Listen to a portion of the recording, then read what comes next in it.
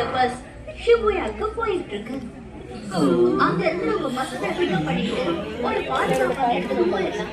Okay தானே? இப்போ எல்லாருமே உங்க ரைட் ஹேண்ட் சைடு பாக்குறீங்களா? இப்போ நீங்க பாக்குறதுதான் டோக்கியோ டவர். அது எல்லாருக்குமே தெரியும். பெருசா டூர் கைடா மாறி இருக்கு அந்த அது பொண்ணு பாரு. அந்த ரேடியோ டவர் ஹைட் 333 மீட்டர்ஸ். அதுல ஏறி உனக்கு இப்ப என்ன வேணும் சொல்லு.